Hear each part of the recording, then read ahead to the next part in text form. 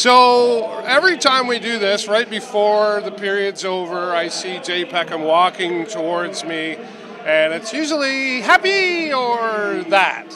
It's 2-1 right now for the Saginaw Spirits. And Jay Peckham, I know he's got lots to talk about. Sean Jostling did get one of the goals for us. And it was a nice goal. No, don't get me wrong. Like, Yeah. you know, I've said this so many times. We've got skills, but how do you go from winning 14 in a row, being top of the CHL, not the O, but the CHL for 6 weeks, okay? With the same crowd, like it's the same Scooby Gang that we got playing that 14-game win streak. All right. And then we go and we lose to arguably the worst, the lowest ranked teams in the league. Yeah, well, it's a question and they're of all the month. good still, but we lose to that. And now we're on a 4-game skid, and we're now down 2-1 to Saginaw. Something is rotten in this state of Sarnia. Well, I think a lot of people want to know what's going on there, and everybody's trying to figure it out. And I'm quite sure that even the coaches of the Sarnia Sting are trying to figure it out. And maybe you're right. But somewhere along the line, something is failing.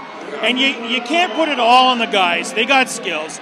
You can't put it all on just the dressing room and the team thing. Well, you got to put some of it on the coaches, some of it on the team. Well, it's a team effort. That includes the coaches and everything. I mean, we got Aiden Hughes in goal tonight. I think even though we're 2-1, I think he's doing a good job. I don't think it's his fault. No, I don't. I mean, I'm not looking to point fingers. That's certainly not what I'm doing.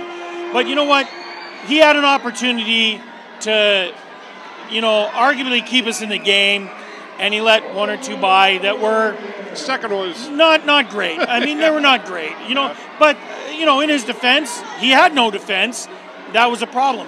I think there's some systems breaking down here and stuff like that. The one thing I did notice today, more than anything, is it's like we play so deep in the corners.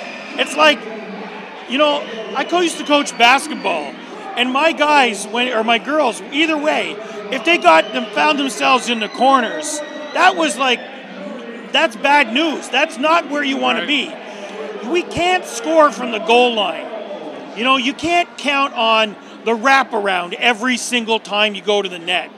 You know what I mean? So we got to start taking some better shots. Sean Josling's goal came. We're in the middle of the thing. Like we don't have anybody hassling the goaltender. We don't have, you know what I mean? Like we're not playing up the middle where we've got room to do stuff and to make the puck move and to try some of the fancier things. We don't have to. It's the base. You can't get away from the goal line.